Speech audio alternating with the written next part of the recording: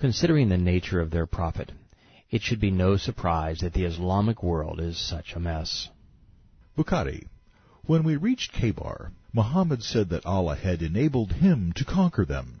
It was then that the beauty of Safiyah was described to him. Her husband had been killed. Actually brutalized. So Allah's apostle selected her for himself. He took her along with him until we reached a place called Sa'd, where her menses were over, and he took her for his wife, consummating his marriage to her, and forcing her to wear the veil. Bukhari.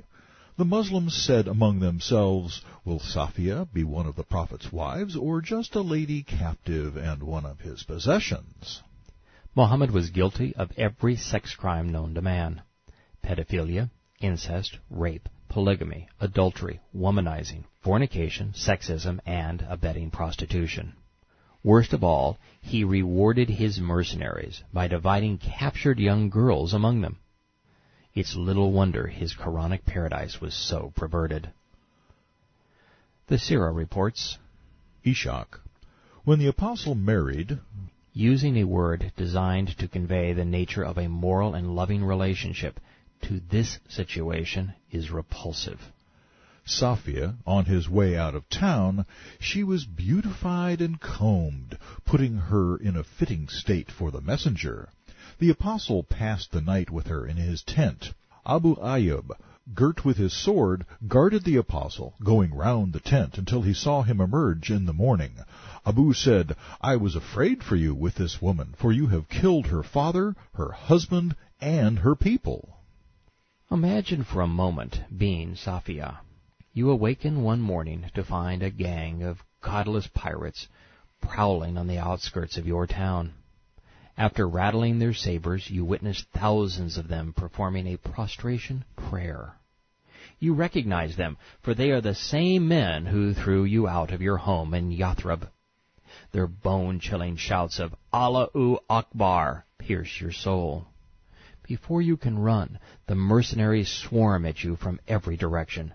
They continue to howl as one thrusts a sword into your father's flesh. They torture your husband, building a fire on his chest, ultimately decapitating him.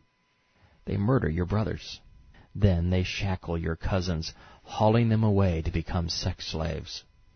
They ransack your home and strip the clothes off your family as they lay dying, all in a frenzied quest for booty. Hiding behind a door, you're terrified. Then it happens. One of the Muslims spots you. A crazed, demonic lust explodes on his face. He knocks you down, pressing his knee against your back while he ties your hands to your neck. You can hardly breathe. It's the worst moment of your life. The filthy, lice-ridden militant fondles you, dragging you past the bloodied bodies of your neighbors. You want to cry, to scream, but nothing comes out.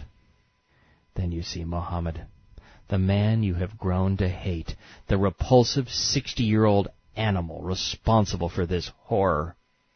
Yet he claims you as his prize, tossing his cloak over your head. His words, his very presence make your skin crawl. But as his slave, you are helpless. He strips you of whatever little dignity you have left. Then he conquers your body just as he ravaged your people.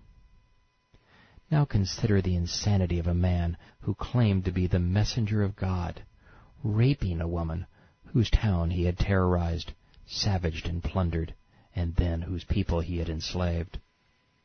How could a man claim to be a prophet and yet be so demonic and sadistic he would force women to have sex with him, whose husband he had tortured and then beheaded, whose father he had assassinated, and whose cousins he had given in trade to one of his militants so that he might possess her? The problem with Muhammad isn't that he was the most vile man who ever lived. It's his legacy. He perpetrated these heinous crimes while claiming to be the best example, to be the ideal role model, an apostle speaking on behalf of God. This demented criminal established a new religion that has damned the souls of over 2 billion people.